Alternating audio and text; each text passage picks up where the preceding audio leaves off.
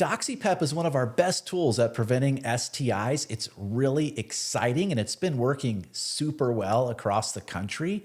But there are three things that you need to know about DoxyPEP. Now, before I get into it, I want you to know what DoxyPEP is. DoxyPEP is the antibiotic doxycycline that's been around for decades. It's used for all sorts of things, including acne. A lot of you have taken doxycycline over the years, but you take just a single dose, 200 milligrams after sex, and it pretty dramatically lessens your likelihood of contracting a bacterial STI, which are really common, like gonorrhea, chlamydia, and syphilis. So without further ado, let's talk about three things that you absolutely need to know about DoxyPEP. One of the biggest misconceptions is that DoxyPEP does not work in women. And that, my friends, is a lot of baloney. Let's talk about it. There have been only two studies published on DoxyPEP and women. The first was a study that took place in Kenya from 2020 to 2022. And that is why headlines around the world said that DoxyPEP does not work in cisgendered women. What people missed is that when researchers took hair samples from the women who participated in the study, most who were supposed to be taking DoxyPEP did not take any at all. They had no doxycycline in their system. So of course it would have been a huge news story if not taking DoxyPEP reduced your risk of STIs. But of course that's not what the news media said. The news media just said that DoxyPEP doesn't work in cisgendered women. There is a difference between something doesn't work and the CDC saying that there is no evidence that it works. So let's think about this for a minute. Would doxycycline prevent STIs amongst cisgendered women? Of course it would. Do you know how you cure chlamydia in both men and women? Doxycycline. When you look at uterine tissue samples, there is as much doxycycline in it as there is in male genitalia. There's no logical reason.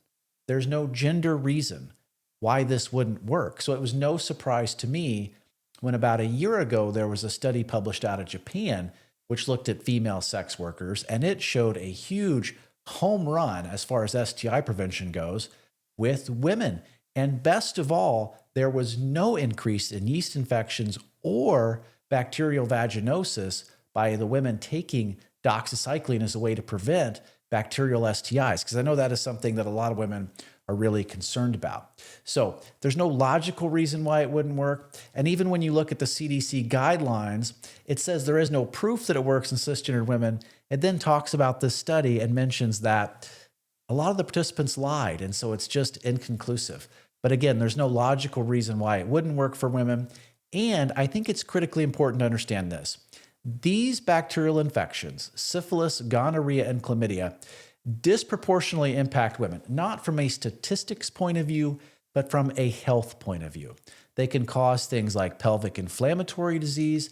They can cause infertility in ways that they really don't in men. And babies being born with syphilis is one of the most tragic preventable health problems that we have in the United States. So should women who need a DoxyPEP, meaning maybe you have a lot of partners, maybe you've had an STI in the past, take DoxyPEP? Well, that's up to the patient and their doctor, but I can tell you that at Shameless Care, our physicians prescribe DoxyPEP to women every single day.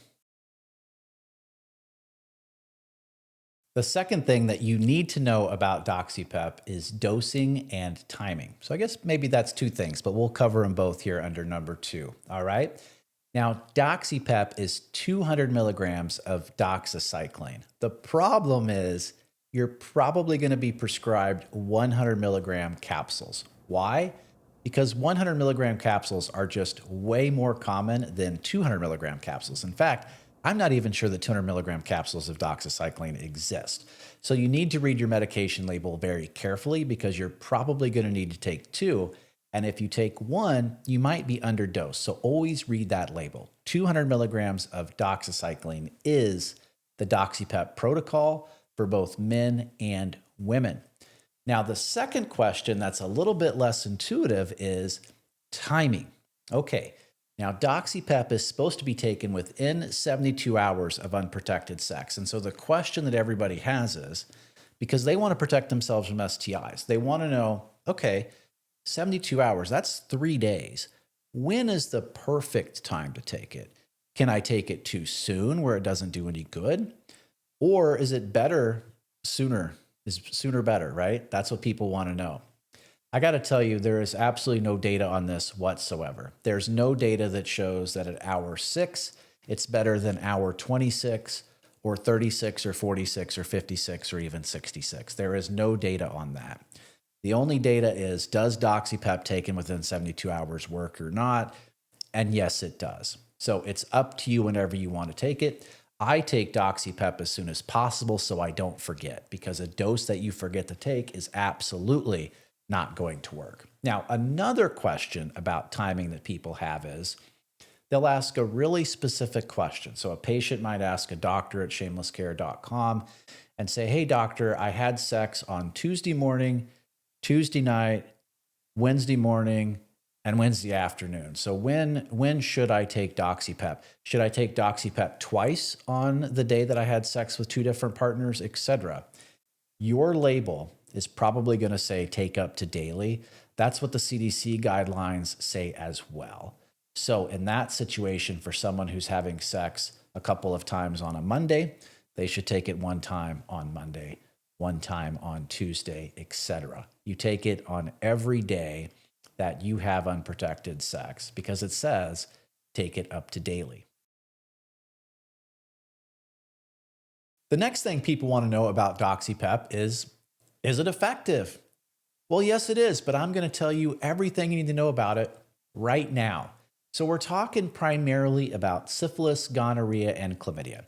Now, I'm not going to focus too much on syphilis and chlamydia because it's a home run. It depends upon the clinical trial that you look at, but somewhere around 80% effective. And as far as medication goes, if you can find a medication that's 80% effective, you have hit a home run, grand slam. There's no debate. For a medication to be 80% effective, that is a beautiful and, might I say, rare thing. So set that aside. It's extremely effective against chlamydia and syphilis. But let's focus on gonorrhea because it's less successful with gonorrhea, depending upon the study, anywhere around the 50% range. So basically, flip a coin, and that's going to tell you if it's going to protect you from gonorrhea or not. Why? Why though? So let's really focus on that. There are doxycycline-resistant strains of gonorrhea. And so if it's going to protect you from gonorrhea or not really depends upon what strain of gonorrhea you might encounter out in the world. If you encounter one that's not resistant, DoxyPEP's probably going to protect you.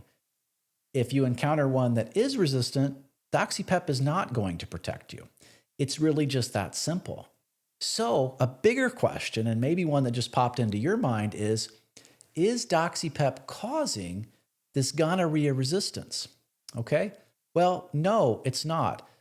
Gonorrhea has had doxycycline-resistant strains for 40 years. It was 40 years ago that doctors in the United States stopped using doxycycline to treat gonorrhea because of this very reason.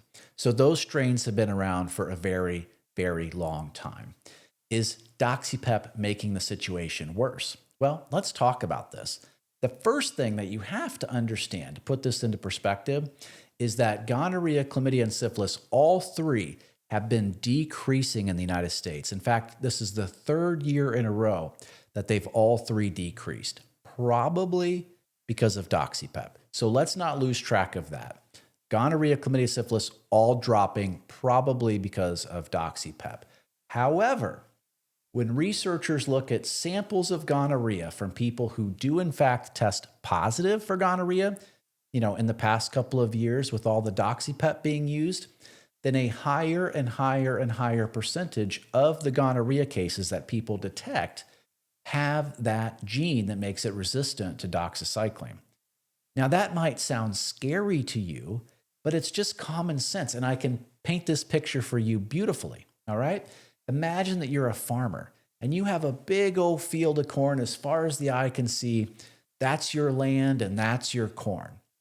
And you have some weeds out in that cornfield. And you're going to choose a herbicide. Herbicides kill weeds to treat your field. If you choose a herbicide and your weeds in your field, 50% of them have that gene that make it resistant to that herbicide and 50% of them do not, and you spray your field with that herbicide, you can already tell what's going to happen. 50% of those cases or those weeds are going to die, and 50% are going to live, and they're going to multiply. The same thing is happening with gonorrhea. DoxyPEP, doxycycline, is the tool that we have. And it's the tool that's being used and it's working. It's decreasing gonorrhea cases. However, because for the past 40 years there have been strains of gonorrhea that are resistant to doxycycline, then it stands to reason that we're probably going to see a higher and higher percentage of those cases be doxycycline resistant. And because of that, over time, we may see less and less effectiveness with gonorrhea, but it's just too early to tell right now. Well, that's 3 more things that you need to know about DoxyPEP. If you didn't watch the original video, you can click the link right here and watch that one, and then you'll know 6 things. I'm Robert from Shameless Care. If you need DoxyPEP, I do think we're the obvious place to get it, and we'll talk soon.